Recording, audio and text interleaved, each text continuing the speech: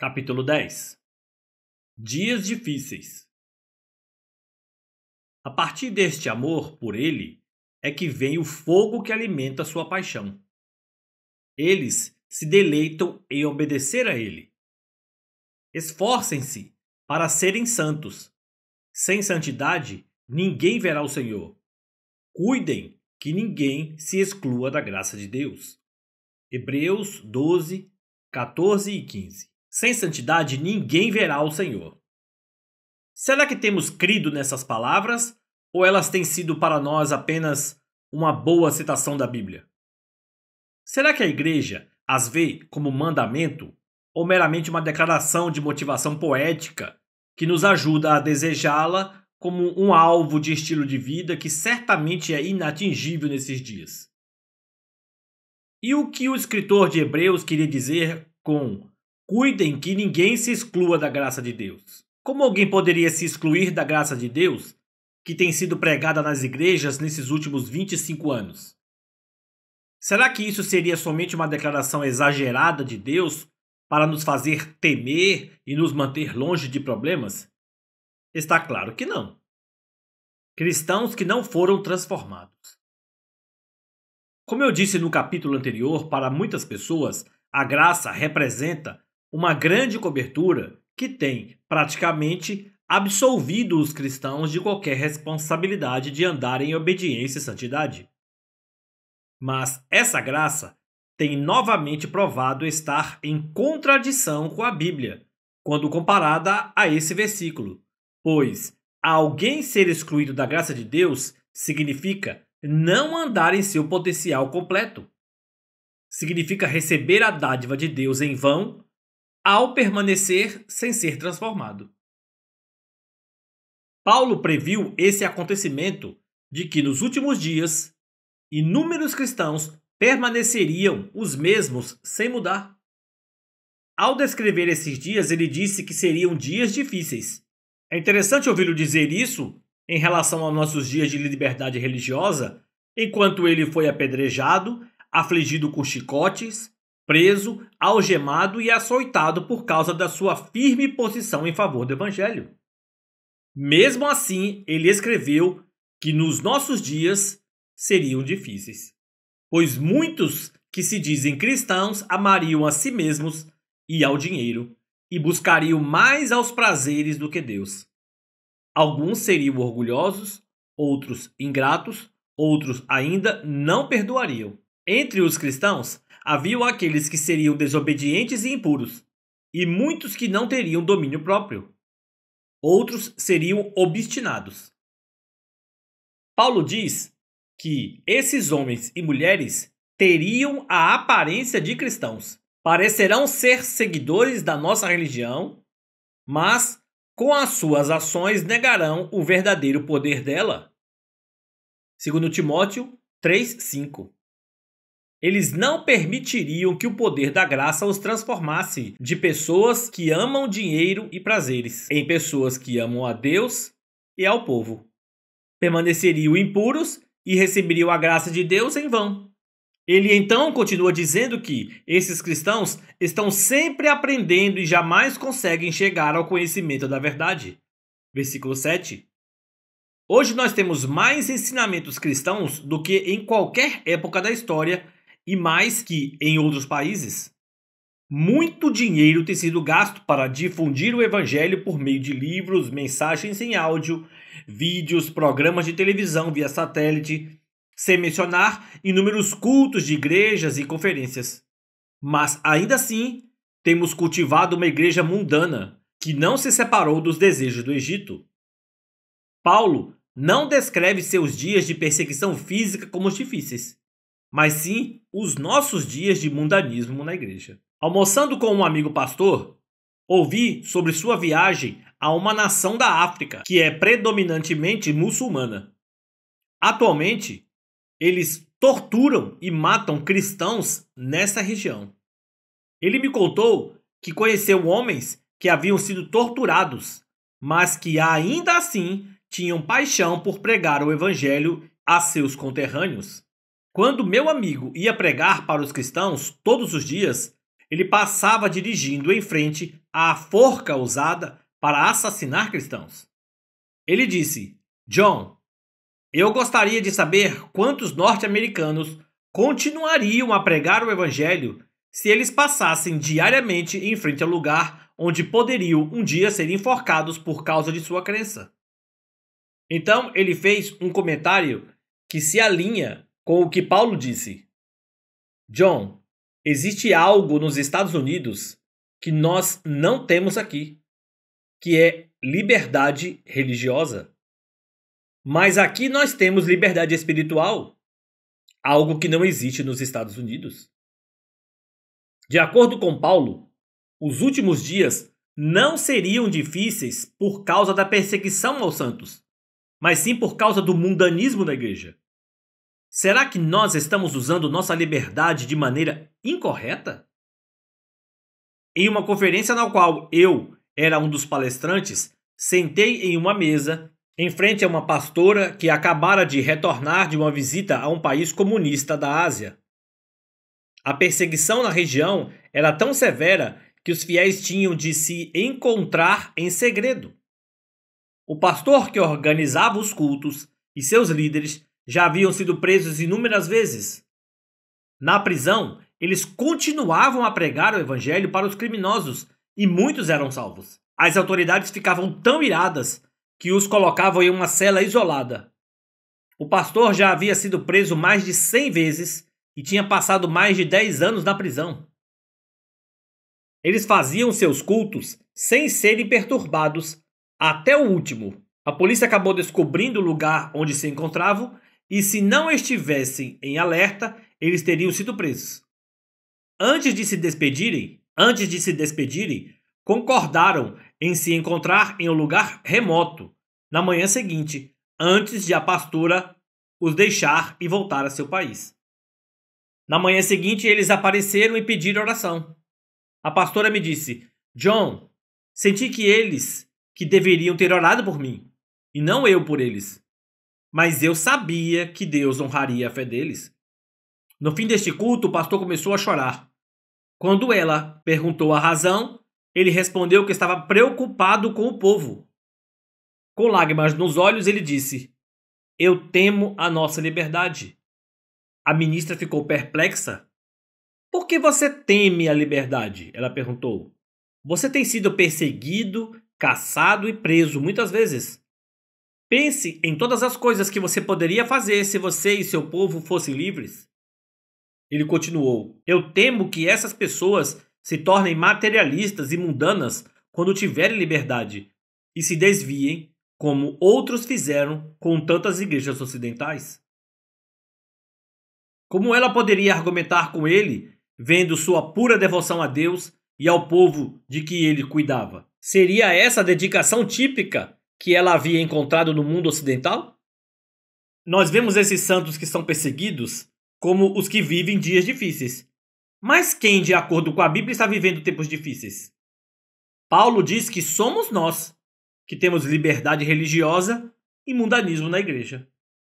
A liberdade religiosa não nos faz mundanos, embora crie uma atmosfera que cultive os desejos já existentes em nós, que nos fazem desviar. Nosso verdadeiro problema, assim como anteriormente com Israel, é a nossa falta de desejo pela glória de Deus. Assim como aconteceu com Israel, esse problema é originado por sua atração pelos prazeres e apetites carnais. A mensagem de Jesus à sua igreja nos últimos dias. No capítulo anterior, abordamos brevemente as 7 cartas às igrejas históricas do livro de Apocalipse, que tinham em si mensagens proféticas. Muitos teólogos concordam que as 7 igrejas representam um padrão cronológico da igreja de uma forma geral, progredindo da igreja primitiva, dos primeiros séculos, até a igreja que antecede a segunda vinda do Senhor. Embora não conheçamos a hora da segunda vinda do Senhor, Jesus disse que saberíamos a estação. Muitos estudiosos concordam que estamos vivendo na estação do seu retorno. Portanto, a exortação à última igreja, Laodiceia, se aplica perfeitamente a nós. E ao anjo da igreja que está em Laodiceia escreve: Isto diz o Amém, a testemunha fiel e verdadeira, o princípio da criação de Deus. Apocalipse 3,14. Jesus chama a si mesmo de testemunha fiel e verdadeira. Fiel significa que ele é constante. Verdadeira significa que ele fala somente a verdade, mesmo que ela não seja prazerosa. Fiel e verdadeira significa que ele será constantemente verdadeiro, independentemente da reação ou da pressão. Uma testemunha falsa mentirá e bajulará. Ela lhe dirá somente aquilo que você deseja ouvir, à custa do que você na verdade precisaria ouvir. Um homem de negócios querendo seu dinheiro lhe tratará bem e lhe dirá exatamente o que você quer ouvir. Mas o propósito dele é se aproveitar de você. Como igreja, temos abraçado pastores que nos têm dito somente o que queremos ouvir. Queremos ouvir somente coisas boas e maravilhosas e negligenciamos a verdade que precisamos ouvir. Jesus conforta e edifica, mas não deixa de nos dizer a verdade.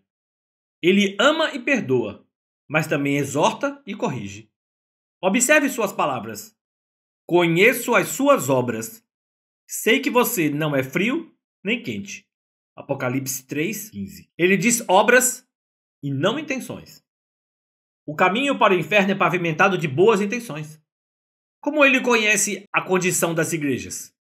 A resposta é clara: por suas obras ou ações. As ações de pessoas frias são aquelas que claramente desobedecem a Deus. Elas não fingem ser alguém que não são. Elas estão perdidas e sabem disso. Elas sabem que não estão servindo a Deus. Elas servem a outros deuses como seu dinheiro, seus negócios e a si mesmas. Elas vivem para o prazer do momento, em farra e desordem. É a vida do pecador e daquele que admite estar desviado. Por outro lado, estão aqueles que são considerados quentes, os que são consumidos pela paixão por Deus. Eles se purificam para que possam se achegar bem perto da presença dele. Santidade é o desejo dessas pessoas. Sem isso, elas sabem que não podem ver o Senhor. Jesus é o centro dos seus corações e de suas vidas. O amor que essas pessoas têm por ele origina o fogo que alimenta essa paixão. Elas se deleitam em obedecer-lhe. Elas também reconhecem sua verdadeira condição. Jesus adverte que a igreja dos últimos tempos estaria em uma condição que não é fria nem quente. Então ele diz: melhor seria que você fosse frio ou quente. Apocalipse 3,15. O significado dessa frase me incomodou durante anos. Por que Jesus disse para a igreja melhor seria que você fosse frio ou quente? Por que ele não disse melhor seria que você fosse quente? Ele nunca fala de maneira desonesta ou exagerada, então isso significa que a sua condição atual, morna, é pior do que ser frio. Como um pecador ou desviado assumido pode estar em melhor condição do que esses cristãos da igreja? Ele responde na declaração seguinte: assim, porque você é morno, não é frio nem quente, estou a ponto de vomitá-lo da minha boca. Apocalipse 3,16. Pessoas mornas são quentes demais para serem frias e frias demais para serem consideradas quentes. Elas são quentes o suficiente para se misturar com os quentes e ficarem despercebidas, e são frias o suficiente para se misturar com os frios e ficarem bem despercebidas. Pessoas mornas se tornam como aqueles que estiverem ao seu redor. Ao redor dos seguidores de Jesus, elas se misturam a eles, conhecem a Bíblia, cantam as músicas e falam como devem falar. Ao redor dos seguidores do mundo, elas podem até não beber ou fumar, mas pensam e conduzem suas vidas de maneira mundana, isto é, egoísta. Obedecem a Deus somente quando isso lhes é prazeroso ou lhes traz benefícios, mas, na verdade, são motivados pelos próprios interesses. Jesus disse: estou a ponto de vomitá-lo da minha boca. Por que ele escolhe essa analogia tão vívida? Nós vomitamos o que o corpo não consegue assimilar. Um dia, há anos, durante um almoço, 2 dos meus filhos pediram um hambúrguer. Depois de 1 hora, ambos vomitaram o almoço, pois havia sido feito com uma carne estragada. O corpo deles rejeitou a comida, pois seria prejudicial se a assimilassem. O hambúrguer ruim parecia exatamente com os hambúrgueres bons, que eles já haviam comido inúmeras vezes antes.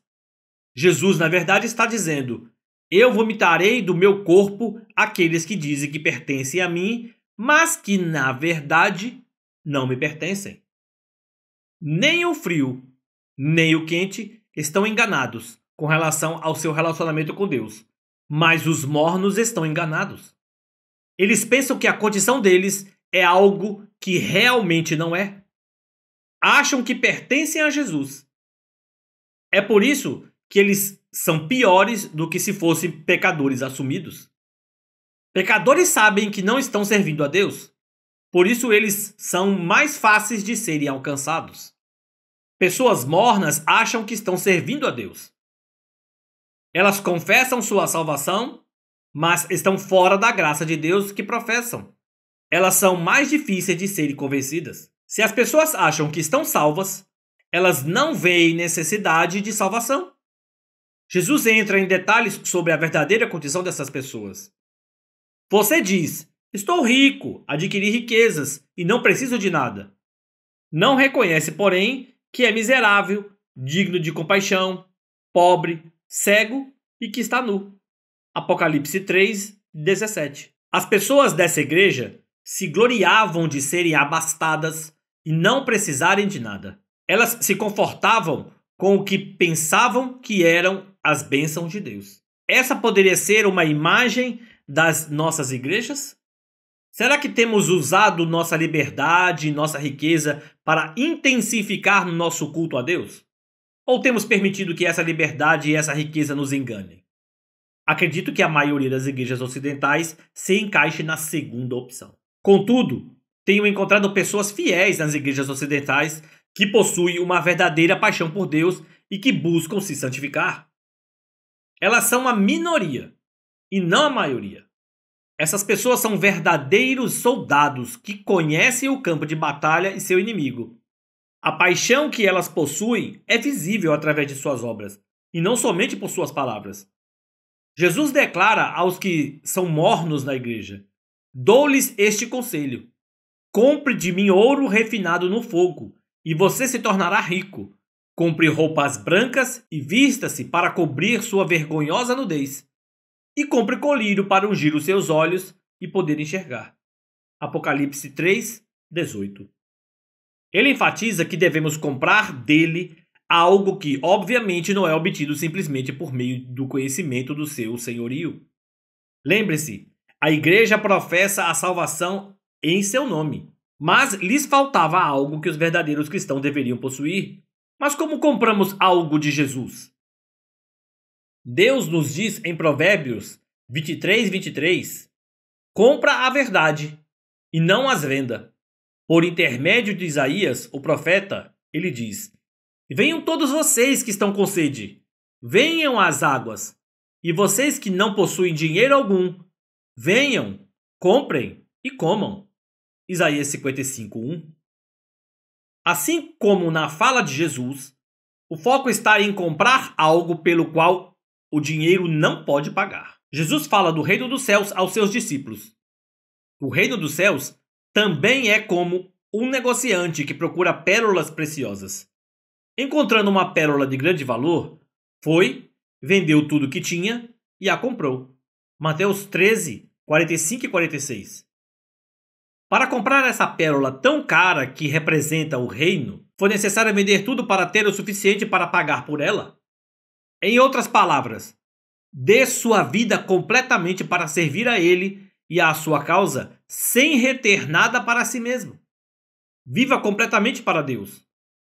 Paulo diz isso no seguinte modo: e ele morreu por todos para que aqueles que vivem já não vivam mais para si mesmos, mas para aquele que por eles morreu e ressuscitou.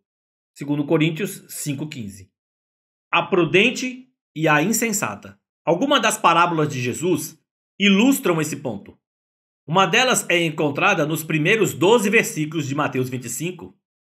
O reino dos céus é comparado a 10 virgens que tomaram suas candeias e saíram para encontrar o noivo, Jesus.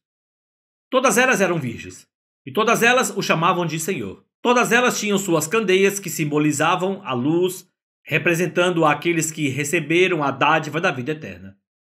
Todas elas esperavam ir com ele em sua segunda vinda. Ele não está falando sobre as pessoas que nunca ouviram o evangelho, ou nunca reconheceram crer nele. Em outras palavras, Jesus não está falando sobre os frios. Das 10 virgens, 5 eram prudentes e 5 eram insensatas. A proporção é significativa. Jesus está falando de uma porção considerável da igreja. O que distingue as prudentes das insensatas? As insensatas tinham somente as candeias. As prudentes tinham vasilhas que continham grande quantidade de azeite para manter continuamente suas candeias acesas. À meia-noite ouviu-se o clamor de que o noivo chegara e as virgens deveriam encontrar-se com ele. Mas as candeias das virgens insensatas estavam se apagando. Elas imediatamente disseram às prudentes: "Dê-nos um pouco do seu óleo, pois as nossas candeias estão se apagando." Versículo 8. As prudentes disseram: "Não, para que não nos falte a nós e a vós outras. Ide antes ao que vendem, comprai-o." Versículo 9. Eu já ouvi diferentes pastores falando sobre essa parábola, mas ainda sentia que não havia compreendido seu verdadeiro sentido. Então, uma manhã, enquanto estava em um lugar retirado em oração, eu fervorosamente clamei: "Senhor, por favor, ajuda-me a entender essa parábola." Naquele mesmo dia, Deus mostrou-me que a frase-chave dessa parábola estava nas palavras das virgens prudentes às virgens insensatas: "Ide antes aos que o vendem e comprai-o." Imagine isso: 10 virgens, 5 prudentes e 5 insensatas entram em uma loja. As insensatas vão até o balcão, tiram algum dinheiro e dizem ao vendedor: "Dá-me uma dessas candeias. Eu quero ser salva. Eu não quero ir para o inferno. Eu quero a bênção de Deus." Cada uma delas deixa lugar com uma candeia queimando e diz: "Graças a Deus, estou salva." As virgens prudentes vão até o vendedor, tiram de seus bolsos tudo o que têm. Elas liquidaram tudo que tinham, trouxeram o dinheiro que guardavam e investiram. Elas dizem ao vendedor: "Isso representa tudo que eu possuo, cada centavo que tenho. Eu não tenho nada além disso. Por favor, dê-me uma candeia e use cada centavo restante para comprar todo o azeite que eu puder pagar." Cada uma delas deixa a loja com uma candeia e com uma grande quantidade de azeite para alimentar a candeia. A diferença é que as prudentes deram suas vidas inteiras e as insensatas deram somente o que era necessário para serem salvas. Elas reservaram para si uma parte de suas vidas. Embora elas tenham saído com suas candeias acesas e a luz delas pudesse ser vista, não demoraria a chegar ao fim. Nessa parábola, as lâmpadas começariam a apagar à meia-noite. Na hora mais obscura, quando a tribulação alcançou o nível mais intenso, elas não puderam mais continuar. É por isso que Jesus frequentemente diz: "Aquele que perseverar até o fim será salvo." Mateus 24:13. As virgens insensatas imediatamente saíram para comprar mais azeites, mas, enquanto elas estavam fora, o noivo chegou. As prudentes estavam prontas e entraram com ele para as bodas, e as portas foram fechadas. Ao retornarem, as virgens insensatas clamaram: "Senhor, Senhor, abra a porta para nós." Versículo 11. Mas ele respondeu dizendo: "A verdade é que não as conheço." Versículo 12. Novamente o Senhor diz: "Eu não as conheço, àqueles que confessam o seu senhorio." Os mornos não entregaram suas vidas completamente. Essas palavras de Jesus certamente se aplicaram a eles. E quem não toma sua cruz e não me segue, não é digno de mim. Mateus 10:38. Porque nós cremos em um evangelho que nos dá provisões vindas do poder da ressurreição, mas sem a cruz. Esse evangelho tem nos levado a um estado de mornidão. Ele tem roubado de nós o fogo de Deus que precisamos ter queimando em nosso coração. Será que temos procurado entre os mortos por aquele que vive? Será que temos nos esquecido de suas palavras que tão claramente nos dizem: pois quem impõe os seus próprios interesses em primeiro lugar nunca terá a vida verdadeira, mas quem esquece a si mesmo por minha causa terá a vida verdadeira. Mateus 16:25.